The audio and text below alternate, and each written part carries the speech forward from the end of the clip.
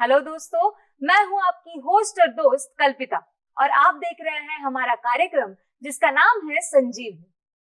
आज के एपिसोड में हम चर्चा करने वाले हैं एवास्कुलर नेक्रोसिस के बारे में।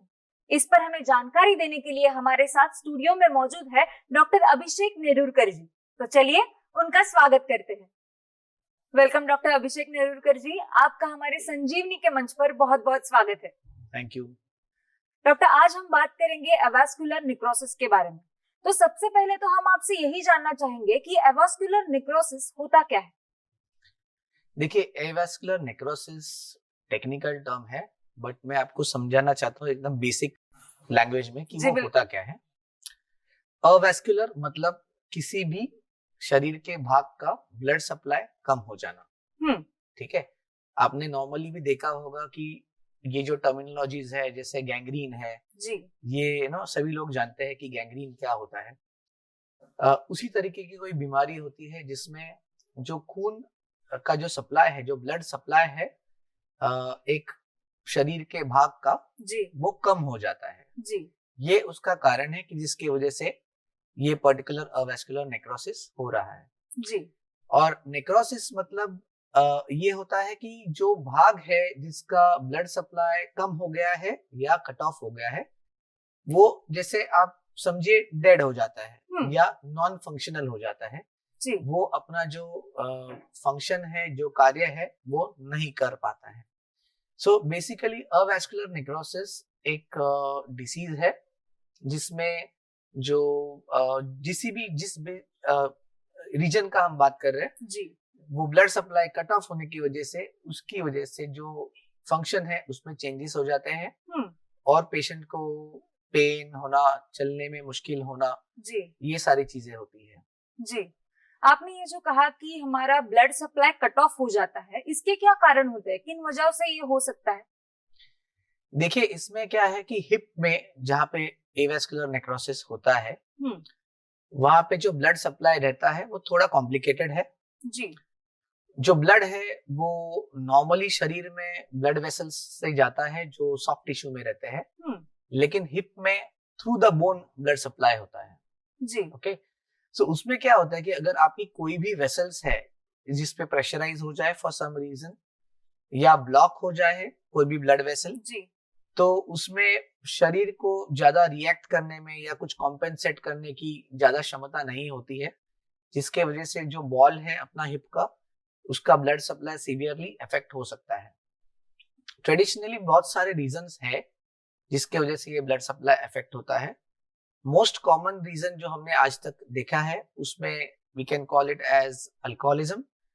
सो अल्कोहल इनटेक डायरेक्टली रिलेटेड है अवेस्कुलर नेक्रोसिस से। जी, अगर आप एक्सेसिव क्वांटिटी में लिकर लेते हैं तो जो फैट ग्लोब्यूल्स होते हैं उसकी वजह से ये वेसल्स ब्लॉक हो सकते हैं। जी, सेकेंड मोस्ट इंपॉर्टेंट रीजन है स्टेरॉइड इनटेक। सो बहुत सारे लोग फॉर डिफरेंट रीजन स्टेरॉइड लेते हैं, कुछ मेडिकल रीजंस की वजह से, कुछ नॉन मेडिकल रीजंस की वजह से स्टेरॉइड्स लेते हैं।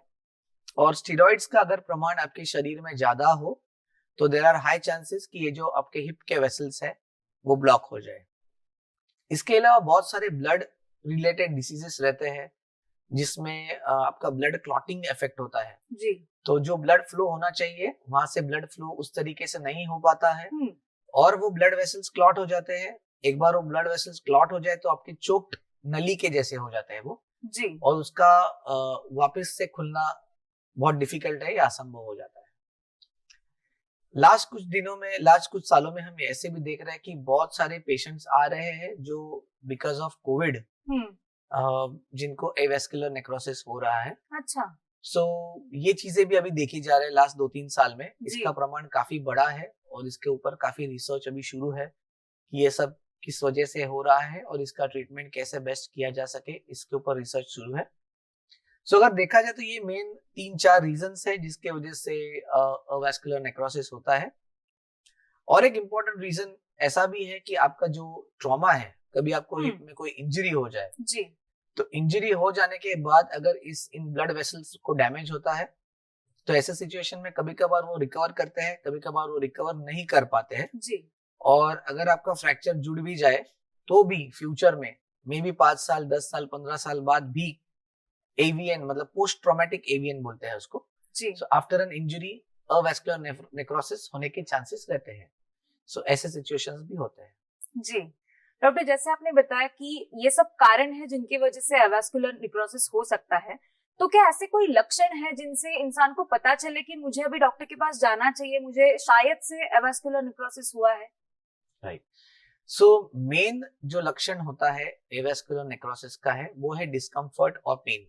हम्म जैसे ही वो ब्लड सप्लाई कम हो जाए और जो फंक्शन में प्रॉब्लम आना शुरू हो जाए, जी तो वो जो सरफेस है वो डैमेज हो जाता है। जो जो जॉइंट का कोई भी जॉइंट का सरफेस रहता है वो बहुत ही स्मूथ रहता है, जैसे ग्लास टॉपिंग रहता है उस तरीके से एकदम स्मूथ रहता है। जी अगर ये स्मूथनेस में कोई भी चेंजेस हो जाए तो वहां पे फ्रिक्शन होना चालू हो जाता है, और जब भी फ्रिक्शन होना शुरू हो जाएगा तभी वहां पे पेन होना शुरू हो जाएगा। सेकेंड चीज है रिड्यूसिंग रिडक्शन इन वॉकिंग, मतलब आप चलने के टाइम आपको स्पेसिफिक एक्टिविटी के टाइम प्रॉब्लम्स होना, डिस्कम्फर्ट होना या वो नहीं कर पाना। जी स्पेशली जैसे नीचे बैठना उठना है, कुछ लोगों के रिक्वायरमेंट्स रहते हैं कि वो क्रॉस लेग सिटिंग करे, तो वो कभी कभार नहीं हो पाता। हम्म और धीरे धीरे pain over a period of time, कभी किसी को 6 महीने साल भर में, कभी किसी को मे बी 5 से 10 साल में, हर एक का प्रोग्रेशन काफी अलग होता है। लेकिन ऐसे होना मतलब जैसे डिसीज प्रोग्रेस करेगा वैसे आपका चलने का जो क्वांटिटी है वो कम हो जाएगा, जो डिस्टेंस है आप चल पाते हैं वो कम हो जाएगा, और रेगुलर लाइफ में इवन ऑन सिटिंग भी पेन हो सकता है। जी और एक रीजन है और एक प्रॉब्लम है जो होता है उसके साथ में, वो है कि आपका हिप का मूवमेंट कम हो जाना।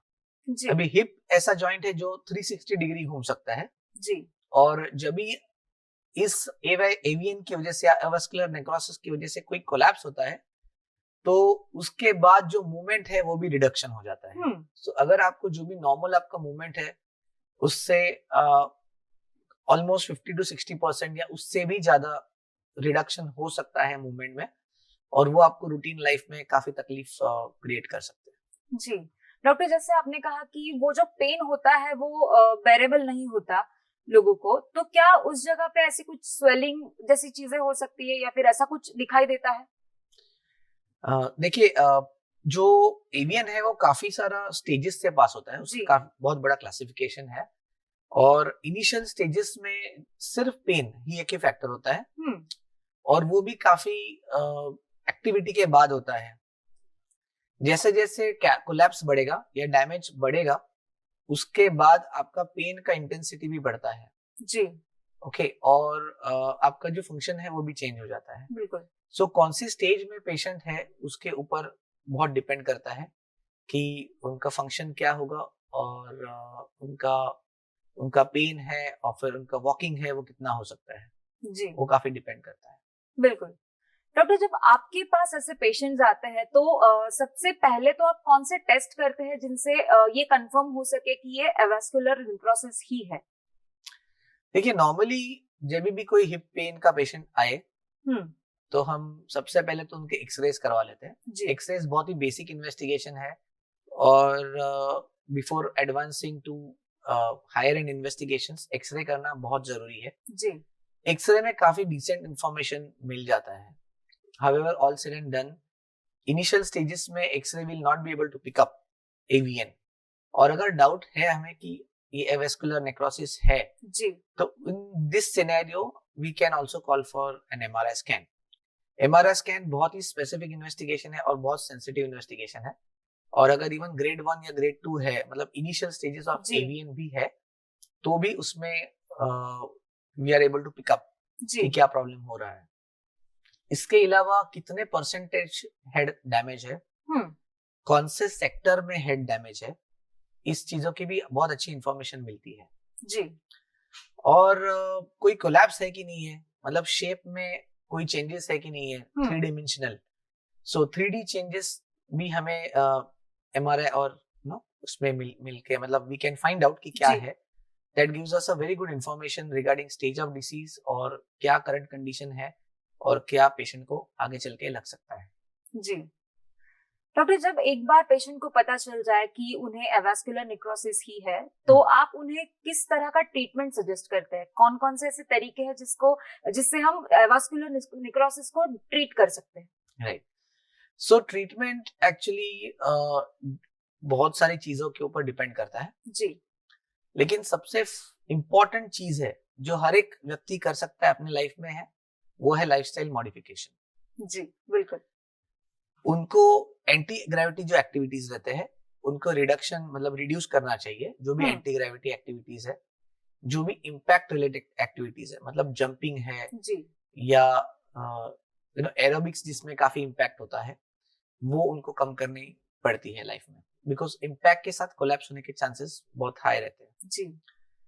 ऑल द एक्टिविटीज जिसमें आपका वेट ऑफलोड हो जाए, that is going to reduce the impact on the hip, और again it is going to prevent collapse, also pain कम करेगा आपका और strength बढ़ाएगा। जी। So ऐसे कौन से एक्टिविटीज है? predominantly swimming अगर आप कर सकते हो, साइकिलिंग है, स्ट्रेंथ ट्रेनिंग भी कर सकते हैं, और फिजियोथेरेपी। फिजियोथेरेपी अगेन जो दो चीजों पे काम करते हैं, एक है आपका रेंज ऑफ मूवमेंट, मतलब आपका मूवमेंट कितना हो पा रहा है, अगर कम है तो शायद वो स्ट्रेचिंग वगैरह करके you can work on that. जी। उससे दो फायदे होते हैं, एक तो आपका जो रेंज है वो बढ़ सकता है, और अगर नहीं भी बढ़े तो भी मेंटेनेंस बहुत इंपॉर्टेंट है, बिकॉज अगर आप वो नहीं करोगे तो आपका जो मूवमेंट है वो काफी हद तक धीरे धीरे कम हो जाएगा। जी। सेकेंड चीज है स्ट्रेंथ। बहुत सारी एक्टिविटीज है और बहुत सारे एक्सरसाइजेस है जो बिना डैमेज के पैर का स्ट्रेंथ, हिप का स्ट्रेंथ और कोर स्ट्रेंथ बढ़ा सकते हैं। बिल्कुल। तो जब हम फिजियोथेरेपी करते हैं तो इन सारी चीजों का ख्याल रख के कि जो बेनिफिट में होगा पेशेंट के, और वो एक्टिविटीज करने को उनको प्रमोट करते हैं। जी। और जो बेनिफिशियल नहीं है उनको हम नहीं करेंगे, तो ऑब्वियसली वो फर्क पड़ जाएगा। जी। इंडियन टॉयलेट में बैठना, we generally tell them it's not recommended. Indian toilet, squats, lunges और cross leg sitting is not recommended, क्योंकि इन चीजों से आपकी प्रॉब्लम बढ़ सकती है फ्यूचर में। सो ये हो गया लाइफस्टाइल मॉडिफिकेशन और एक्सरसाइजेस के बारे में। जी बिल्कुल।